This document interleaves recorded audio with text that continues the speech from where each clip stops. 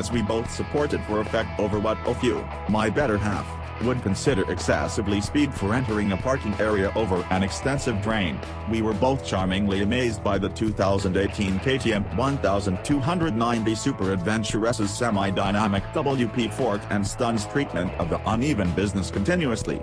When we both hopped off of the huge orange behemoth, we took a gander at each other, marginally shocked how well the suspension assimilated the knock. As we both supported for effect over what a few, my better half, would consider excessively speed for entering a parking area over a substantial canal, we were both wonderfully astonished by the 2018 KTM 1290 Super Adventure S's semi-dynamic WP fork and stuns treatment of the rough business progressively. When we both hopped off of the enormous orange behemoth, we took a gander at each other, somewhat shocked how well the suspension retained the knock. 2017 KTM 1290 Super Adventure R review, first ride. Actually, she revealed to me she loved the suspension on the 1290S, superior to anything Honda's new Gold Wing Tour, after we spent a day riding the Wing through twisty streets close to Ojai, California. I completely concur, the KTM suspenders are that great. Actually, the whole 1290S is a completely incredible bike to ride. It was a tragic day when the enormous dark and orange van came to remove the 1290S from me. The main reason it won't not be for everybody? It's a big one. The 2018 KTM 1290 Super Adventure S is a sizable chunk, however when taking a gander at the rundown of highlights it appears to be befitting. The cruiser is so tech overwhelming and include rich, I figure they needed to make the name that long.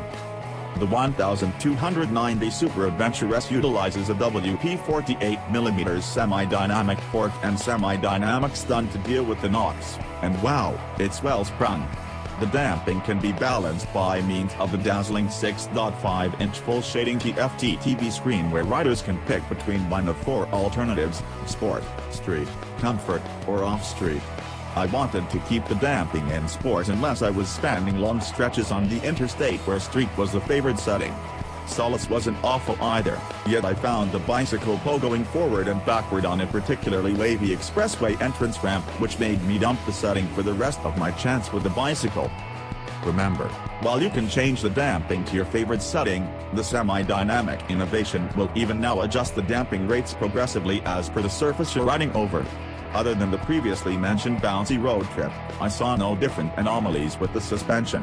An incredible inverse really, I observed it to be a standout amongst other I've at any point had the opportunity to use on a road bicycle. The semi-dynamic linkless back stun additionally takes into account rider modification in the method for preload through the TFT show and directional cushion on the left control. Again, for settings, is the enchantment number, solo with baggage, 2 up with gear. Being that I am not exceptionally tall, I could without much of a stretch differentiate between the performance and the 2-up setting as far as ride stature. When sitting on the cruiser you can feel the back suspension raise as preload is included. An answer for the vertically hindered? Both of you get on the bike and after that change the preload. It helps a tad. At whatever point I end up wandering off in fantasy land about this cruiser, I consider the suspension. I was as of late asked how it contrasted with the new Ducati Multistrada 1260s DSS that we tried last December. I like my settings stiffer, and the KTM is by all accounts genuinely lively or solid all through every one of the settings.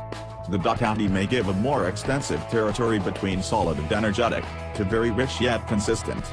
The Multi likewise offers modification in each setting. For instance, setting the suspension to Sport additionally enables 5 changes from hardest to gentlest. Both bikes' suspensions are great, with maybe a slight gesture heading off to the Ducati for the additional movability.